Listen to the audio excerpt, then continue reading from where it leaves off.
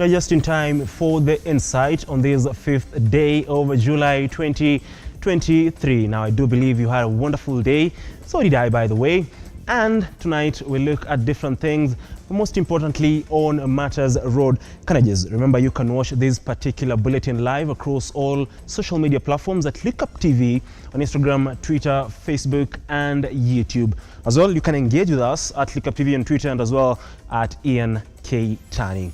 Now, with fatalities on the rise year in, year out, with no remedy in sight, thousands of families lose their loved ones yearly on road carriages. Most recently, the Londiani horrific crash, which saw 52 souls snatched and at least 30 others left nursing serious injuries. Tonight, we'll look at the statistics as it stands and the directives by the Ministry of Transport, led by CS Kipchumba Murkomen, on what they're trying to do to curb the road carriages in the country as we mark 6 months into 2023 with 6 more months left to go. That and many more stories on our bulletin tonight. I am Ian Keitani and our sign language interpreter is Angel Lois. But first of all, let's have a look at what's making headlines tonight.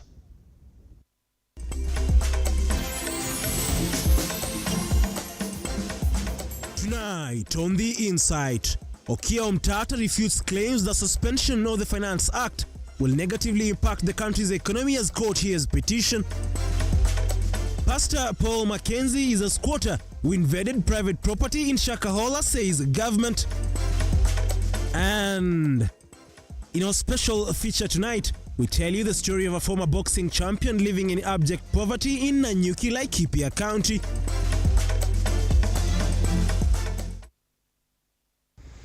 Thank you very much for joining us tonight. Now, High Court Judge Mugure Thande has extended orders that suspended the Finance Act 2023 until Monday next week, where she will rule on whether to extend the orders issued pending hearing and determination of the case. Now, during today's proceedings, Busia Senator Okiya Omtata refuted claims that the suspension of the Finance Act will negatively impact the country's economy, while urging the court to take action against Energy and Petroleum Regulatory Authority Managing Director, that is David Bagoria, and the Treasury over the failure to heed the court's directives.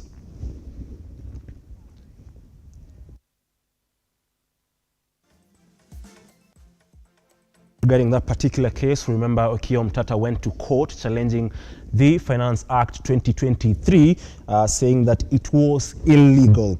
Now, EPRA, of course, that is the Energy and Petroleum Regulatory Authority, which Omtata wants the MD, that is David Bagoria, suspended for, or rather taking action against for, of course, not heeding to the court orders, gave new fuel prices last week, which is against the court ruling which suspended the Finance Act. And today, of course, Kenya Revenue Authority, through their lawyer during that particular case, argued that those, or the petitioners led by Okiya Omtata, want to jeopardize the revenue collection program in the country. Claims that Okiya Omtata himself and, of course, Rarieda MP Otiende Amolo refuted or dismissed, saying that regardless of whether the Finance Act is suspended or not, the government will continue to, of course, collect revenue or taxes, if you'd like. Remember as well, the Finance Act was signed into law by President William Samoei Ruto. Now, the question remains, what will Justice Mugure Thande rule come Monday next week? Now, moving forward, the Senate committee investigating the Shakahola massacre has been told that controversial preacher Paul Mackenzie does not own the piece of land where hundreds of his followers were buried. Lawyers representing the government say Mackenzie, alongside other people, invaded the land as squatters and were occupying the space against the law. And as reporter Henry Tende now files, Shakahola land is part of the Shakama Ranch under the ownership of Shakama Ranching Company Limited that has 50 shareholders. Regarding regulatory framework. On Wednesday, the Senate committee investigating the Shakahola massacre met with the Shakama Ranching Company, the Law Society of Kenya LSK, lawyers representing the government, Amnesty International and the Kenya National Commission on Human Rights in continued efforts to unravel the mystery behind the heinous act. 6 issues. It has now been revealed that the Good News International controversial preacher Paul Mackenzie, who is in custody for Shakahola massacre, is not the owner of the piece of land where thousands of his followers were buried. Mackenzie, alongside other people, are deemed squatters who have been occupying the said land illegally. There were squatters on the ranch, and we therefore held discussions with the contributories of the company, who assured us that they would look into the issue with a view of reaching an agreement on the relocation of those squatters. Documents that were presented before the committee have established the Shakahola piece of land is part of the Chakama land located in Kilifi that is under the ownership of Chakama Ranching Company Limited, which has 50 shareholders. This committee can give me time. I can be able to avail information in regard to the case that was filed in Malindi. And any other information that this committee would need, I can be able to avail it on Monday. Appearing before the committee, the Kenya National Commission on Human Rights has termed the Shakahola massacre a serious violation of human rights and has demanded thorough investigations to bring perpetrators to book. We call upon the Cabinet Secretary for Interior and Coordination of National Government to sanction all security officers and national administration officers under whose care this happened, and their acts of commission and omission that would have aided or facilitated this massacre. And we ask that they be charged with criminal negligence. Law Society of Kenya is of the opinion that religious leaders' conduct should be regulated to prevent another case of Shakahola from happening. With my speaker and my microphone, standing on a street and expressing my religious views, I'm protected under the Constitution to express those views. But as I gather more people to join in assembly with me to express those religious organizations, then at that point, there must be some sort of regulation, because it ceases being just merely an expression of a religious view, but it becomes now an association of people expressing a particular religious view, and so that those people therefore must be regulated. Amnesty International, however, taking a different view, insisting on self-regulation of religious leaders within the framework of enhanced guidelines. This is a sensitive issue, and I think in many ways, as we've mentioned, a statement that establishes by the religious leaders a doctrine of faith, a doctrine of duty of care, the funding sources, church leaders, the leadership of the church and the activities that they are running, and guidelines on the training or certification of religious leaders is now critical for our country. The Senate committee has 21 days to finalize its hearing before preparing the inquiry report into the Shakahola massacre. Henry Tende, Look Up TV. Thank you very much, Henry Tende, for that particular story. Moving forward, Kitui East MP, that is Nimrod Mbai, has been released on a cash bail of 50,000 shillings and is expected to be arraigned in court on the 11th of this month, following an incident where he attacked a Kenya Power Lighting Company engineer at his Acacia home in Kitengela, Kipyego County. After the ugly incident where he was seen roughing up a Kenya Power engineer, Kitui Member of Parliament Nimrod Mbai turned himself in earlier this morning at Kitengela Police Station and recorded a statement with the Director of Criminal Investigation DCI in Kitengela.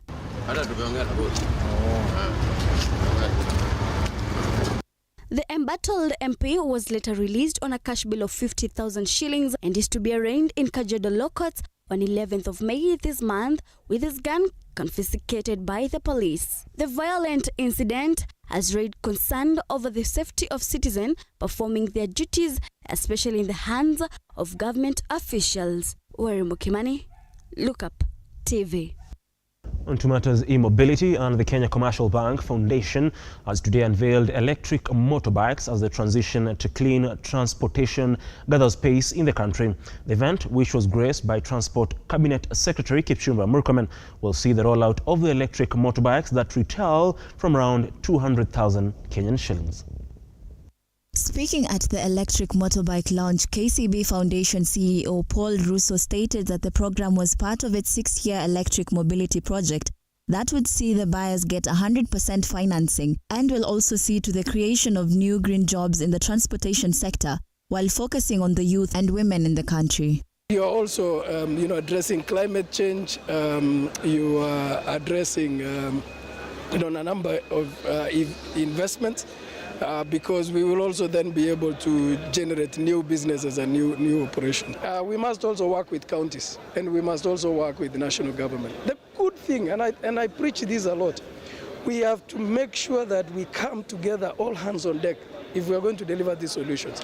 If you're going to leave it to one party, it won't work. A bank cannot deliver on its own. Neither will national government or county government. But today demonstrates what KCB Foundation, UNITA, and Machakos County can do with that circle. And for me, that is what we should celebrate. Transport Cabinet Secretary Kipchumba Murkomen lauded the program while also stating that it was in line with the national government's agenda of adaptation of clean energy to help reduce carbon emissions in the sector by 32% by 2030. He additionally urged Kenyans to adopt clean energy as a way to help reduce global warming. I am delighted to officiate this very important e-mobility function that involves training of the border riders. This auspicious event comes shortly after His Excellency the President launched the Border Care and Training Program, an event that signifies the government's interest in stimulating various industries to transition to climate-smart solutions as we seek to combat the harsh realities of climate change in our country and the region.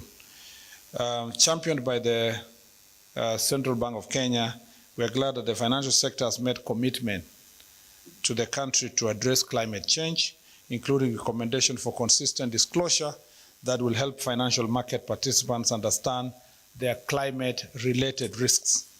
We are happy that these commitments are creating sustainability and employment in the transport sector while improving Kenya's attractiveness for green financing. The program also commissioned the first of its kind e-mobility class that saw 60 boda riders drawn from different parts of Nairobi become the first recipients of the motorbikes following comprehensive training. 2 of them have already got approval for facilities. 10 have got their motorbikes today. In effect, they've set up a charging within their head office because they have their own head office as a circle. The rollout comes at a time when President William RUTO officially launched the Border Care to help in the empowerment and capacity building following the government's border reforms in 2022. Juliet Chepkoech, Look Up TV. As matters technology and transport. Prime Cabinet Secretary Musalia Mudavadi has today launched a program in partnership with World Food Programme to accelerate the government's drive for food security and better nutrition in the country. Speaking at a function, Mudavadi has also affirmed the government's resolve to fund public schools' feeding program to promote access to education, especially among students from disadvantaged families.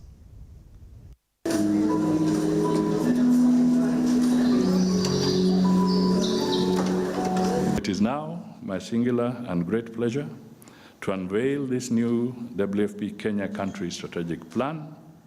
I urge you to finalize the identification program activities and commence implementation with the assurance of a strong partnership from the Government of Kenya. I believe WFP's supply chain capacities is one of the strengths that we need to leverage. As we support each other to build local supply chains and infrastructure, you have the commitment of the government to continue maintaining Kenya as a supply chain hub through which you can effectively support the region.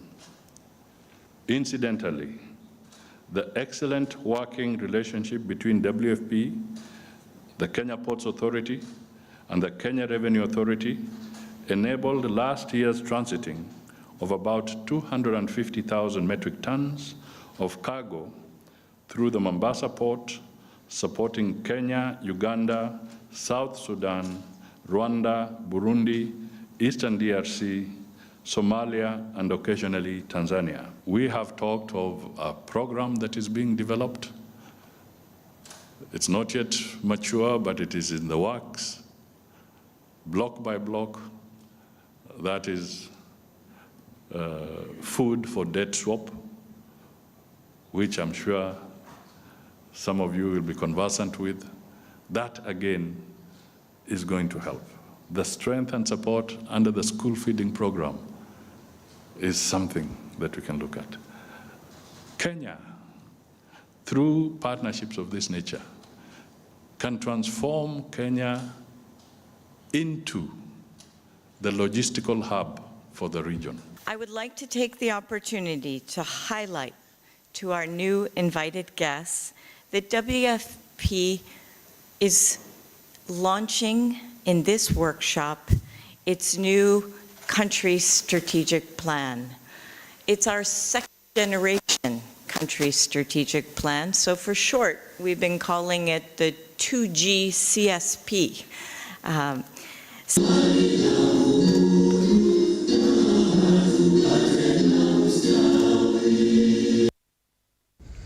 Well, indeed, provision of meals to school-going children will as well increase the number of students who show up for classes, because if you go to rural areas, most of them do not appear in school because of lack of food. Now, that particular story brings us to the end of the first segment of this particular bulletin. We go on a short break, but we'll be back with more stories on this particular bulletin, so don't go away.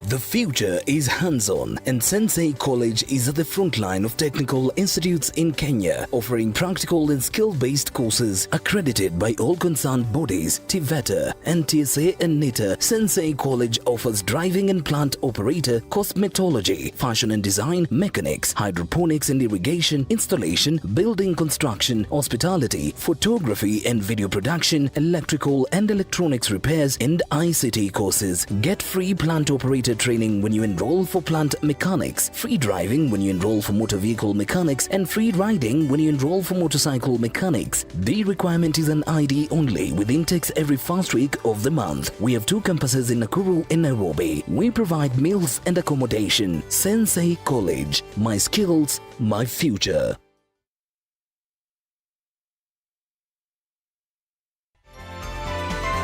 Infinity Industrial Park is one of the largest private industrial parks located along Eastern Bypass, Nairobi, which provides modern infrastructure for smooth operations for industries and business enterprises. Infinity Industrial Park offers world-class amenities and facilities with wide roads, a police station, a power substation, fire station, public transport stage, hospital, and shopping mall. In addition, Infinity Industrial Park also offers CCTV cameras, 24-hour private armed security patrol, sewer, water, fiber optic cable, and 3-phase power connection, added to public utility, canteen, and dining areas. Sail on the golden opportunity to invest in Infinity Industrial Park, fully serviced warehouses at a special price of 3,569 Kenyan shillings per square foot. For more inquiries, visit our website infinityindustrialpark.com. Are you a junior secondary school, a college, a TVET institution, or a university, and you want to advertise your intake? Book now and advertise with us today on both Lookup TV and all our digital platforms. Call us today on 011 0430 158, 011 0430 158, or email us on sales@lookuptv.co.ke.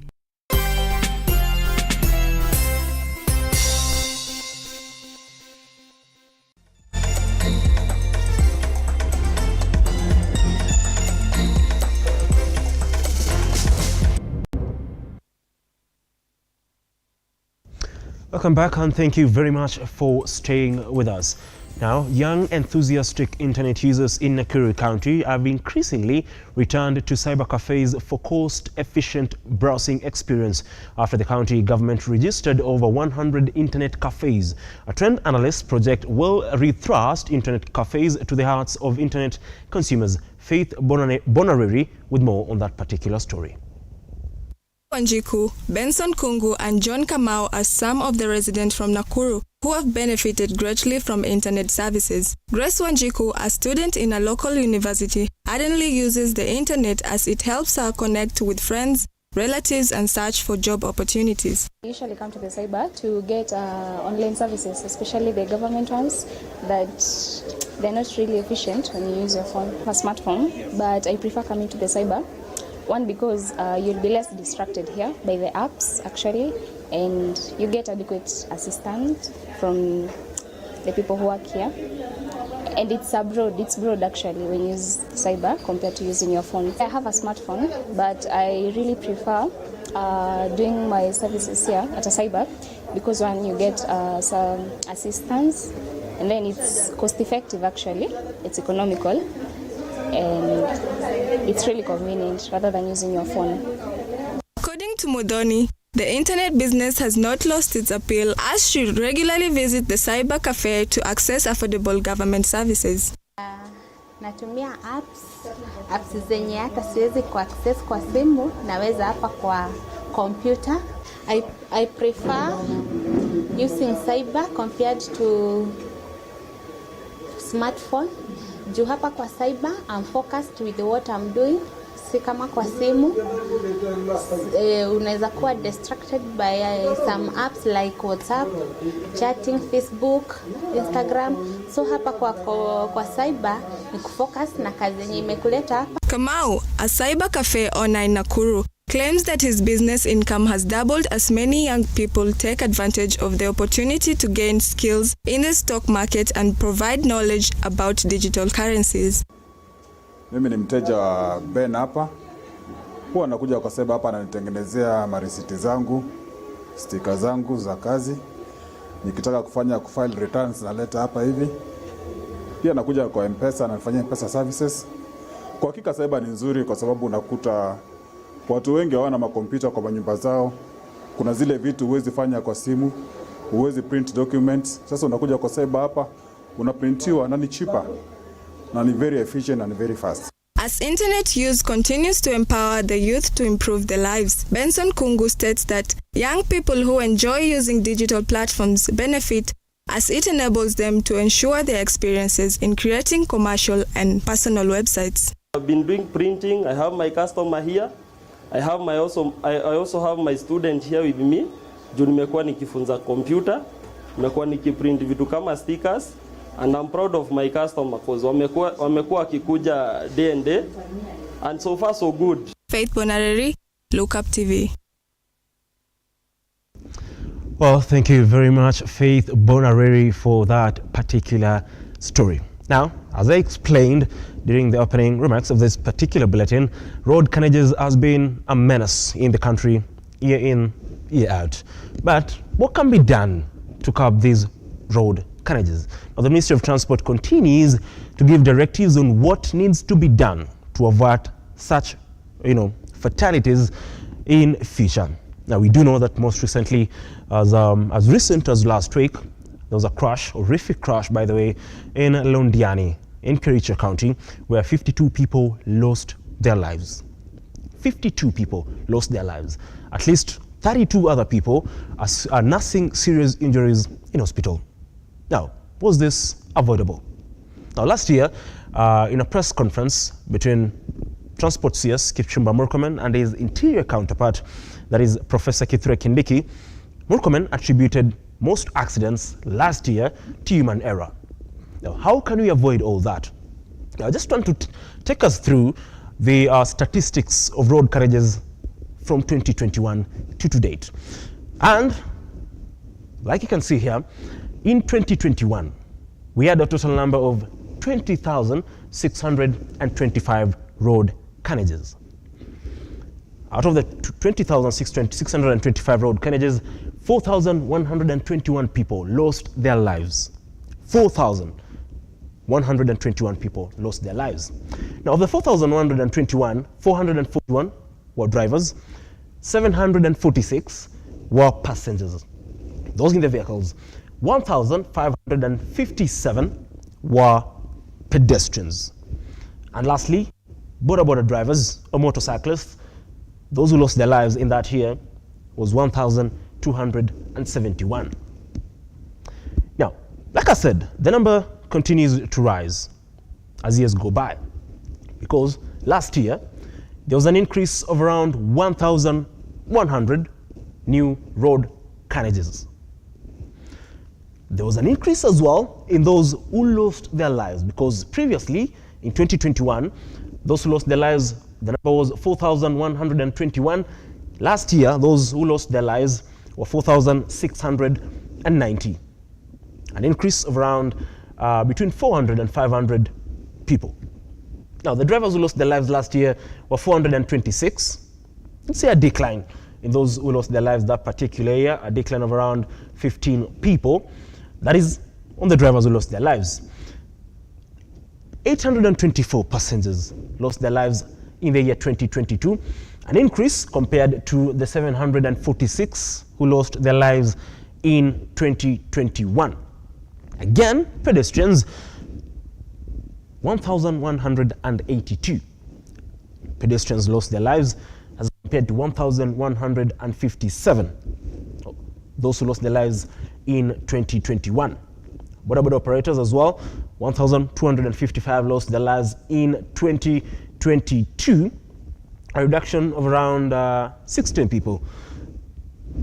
A positive, that was on a positive note, but still the number here, 1,255, is quite high considering the number of people operating, or those in the boda industry or business in the country.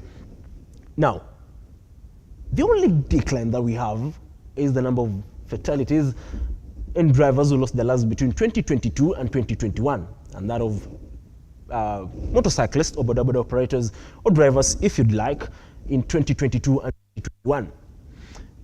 Drivers, passengers and pedestrians, the numbers increased. Now, this year, up to around May 30th, that is the last week of May, the number of people, have already lost their lives this year was at around 1,756. May, that is the 5th month of the year. Now, 98 people, as at March this year, this is according to statistics by the National Transport and Safety Authority, 98 people or 98 drivers had lost their lives as at March.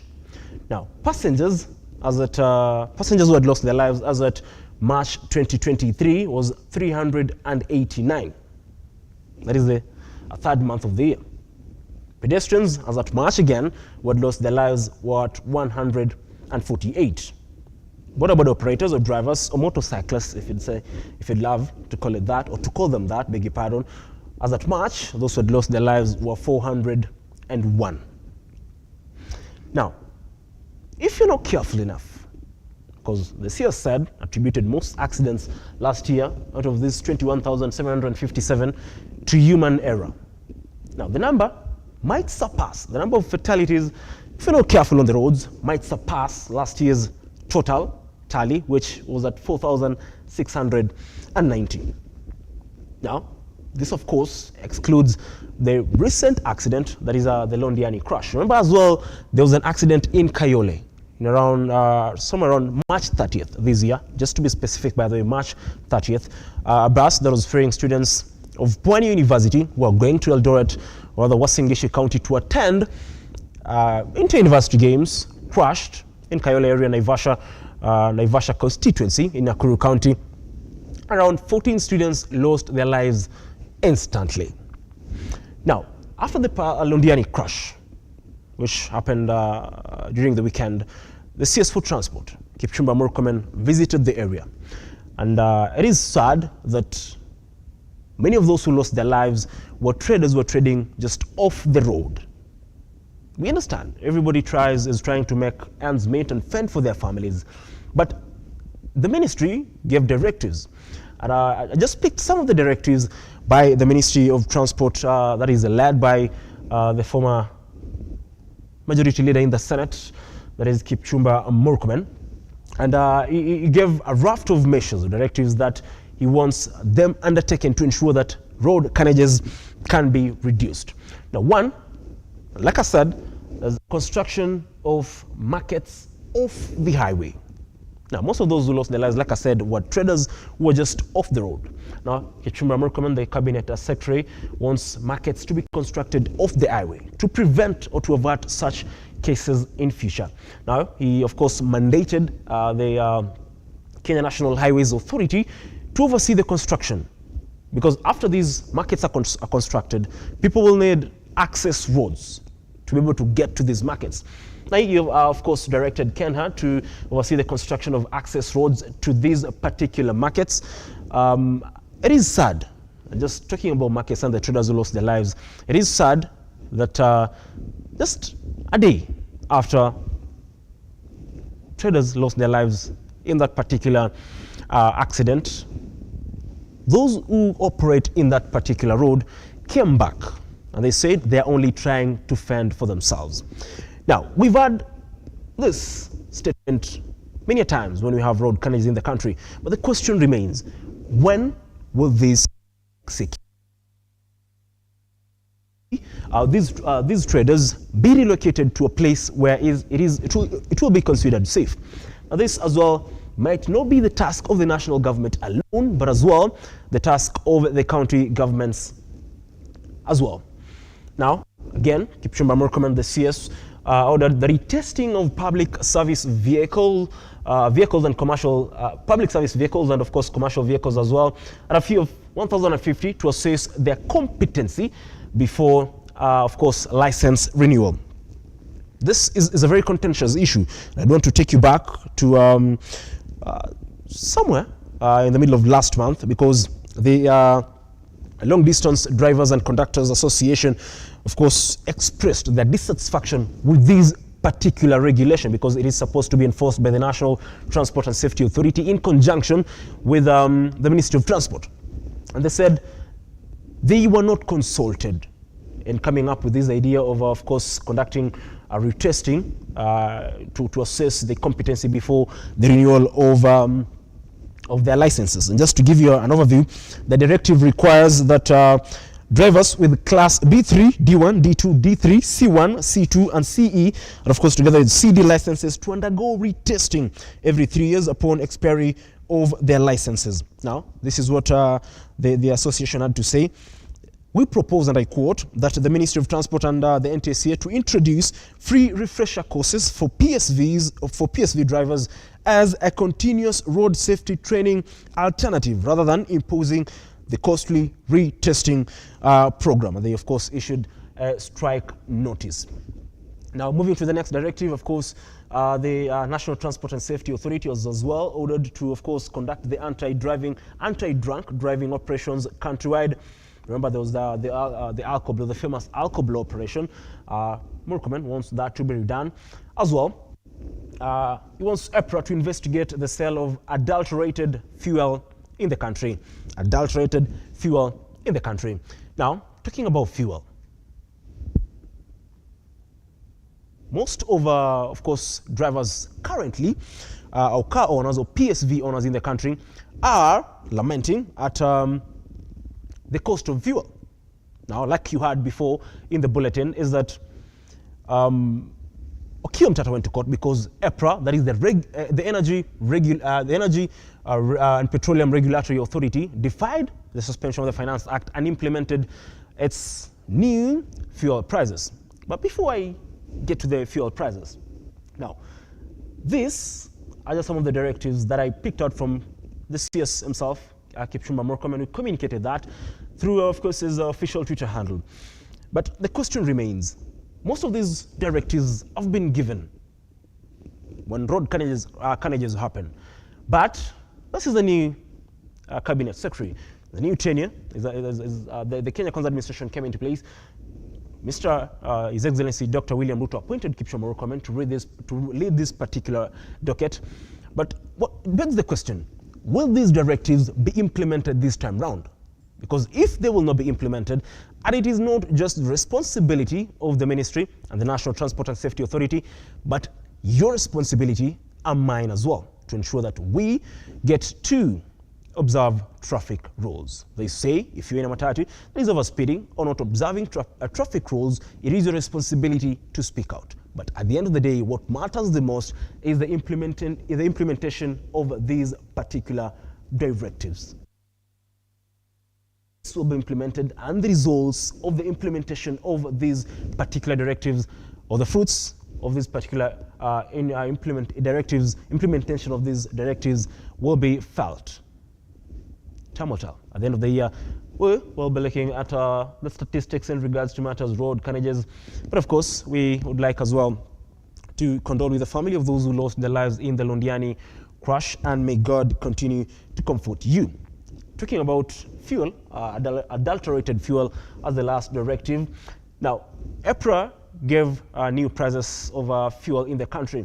And as I wrap up this particular explanation, just to give you the prices of the cost of fuel in the country as it stands.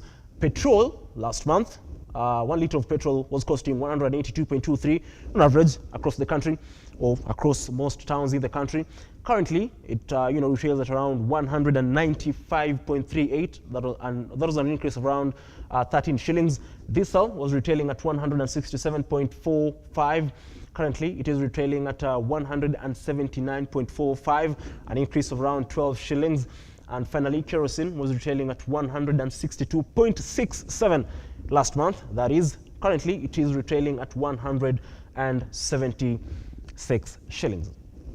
The new prices is what Okiya Omtatah is, of course, countering in court, and the final, of course, ruling will be made on Monday by Justice Mugure Thande. Now, that is all that I had for you today on this particular road carnage issue, but it is the hope of not only me, but each and every Kenyan, and including the ministry officials and, of course, the National Transport and Safety Authority, that finally we can be able to avert the road carnages that we continue to see day in, day out, and that we cannot continue losing our loved ones.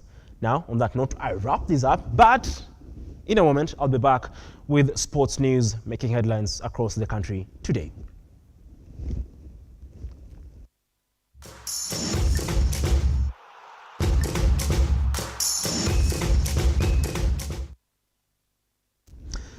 Well, it's time to get sporty, and betting and gaming company that is Mozart Bet has sponsored the Kenya national volleyball team Malkia Strikers with 15 million shillings, a contract of 1.5 years.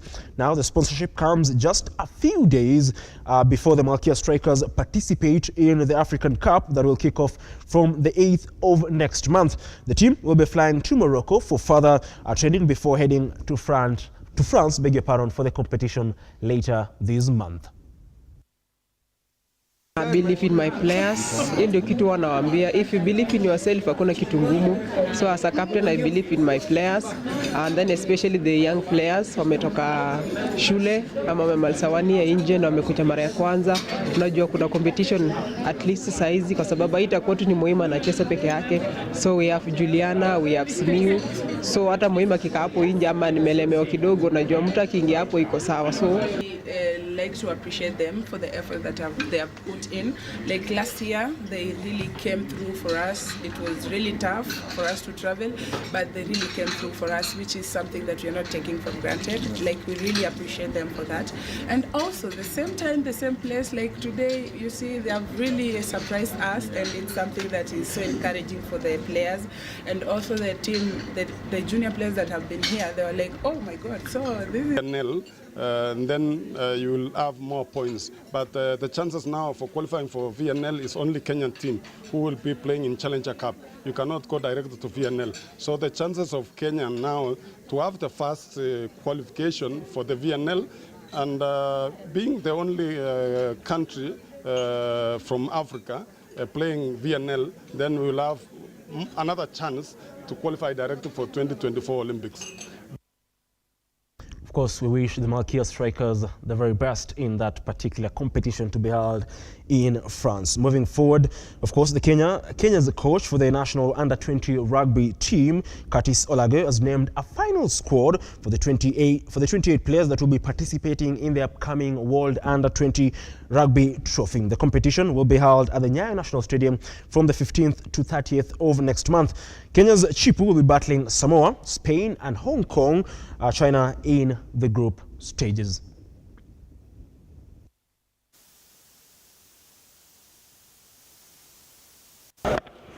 Tumejitayarisha vyema.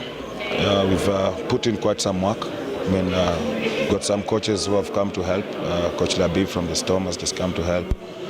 Coach Carlos, my colleague at Simbas, also come to help the set pieces. I mean, we put the boys under a lot of rigorous work. I mean, and we know it's going to pay off. I mean, a few new faces just to combat what you're going to face, because you know what you're going to face in terms of physicality and skill level. So we're just being new guys in just to combat that physicality and all that.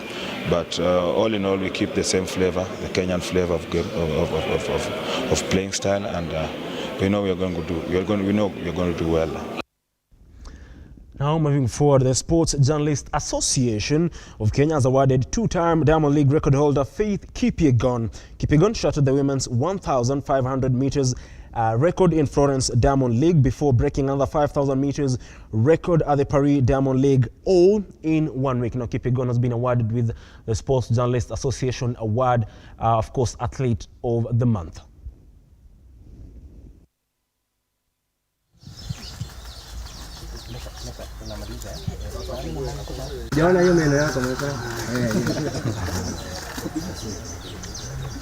Motivated me a lot, as I said last time when I was getting the washing machine, that it has reduced my work to wash my training tracksuit, and for this I said it has helped me retain my nails in a beautiful way, and yeah, I can say I'm so grateful, and thank you to Extract for our June Sports Journalist of the Month award. She was exceptional, breaking 2 records in 1 week. You all know that. So she beat Carl Tundo and Macrae Kimathi. Beating Carl Tundo and Macrae Kimathi to that particular award is no mean feat. Moving forward, Abdurrahman Ramadan, popularly known as Kapsi, a former Olympic boxing champion, is now living in abject poverty in Majengo slums in Nanyuki town, Laikipia County. Ramadan, who now works as a washman, is calling on the government to intervene and support him. The former world champion now regrets setting foot in the boxing world since he has been neglected despite winning in Canada in the year 1991. Let's have a look at that particular story by Robert Chacha.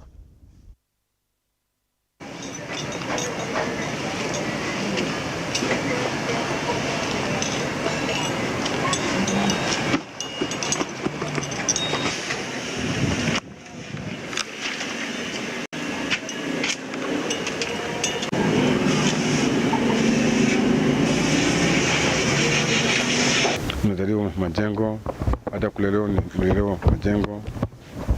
Hadi mchezo wangu unaona ya boxing nimeanzia hapa Majengo na Nyuki. So si tukigrow tumegrow tukijua ni champe, time yake alifanya vizuri kwa hizo michezo alikuwa, lakini ile maisha anaishi hai reflect hiyo maneno yote yenye tumekuwa tukipewa story, sababu okay, for now anafanya kazi ni watchman. Ukiangalia pia hapa Kenya unapata mashujaa wengi wanakuwa hawadhaminiwi, hawapatiwi kipaumbele, manake unaona hiyo talanta yake. Saizi kama angekuwa amepewa kazi ya kufunza ngumi, saizi tungekuwa na hizo hao vijana wakipiga ngumi, na pia wangekuwa wanainua bendera ya Kenya juu kama venye tulikuwa tunajulikana Kenya sababu ya ngumi.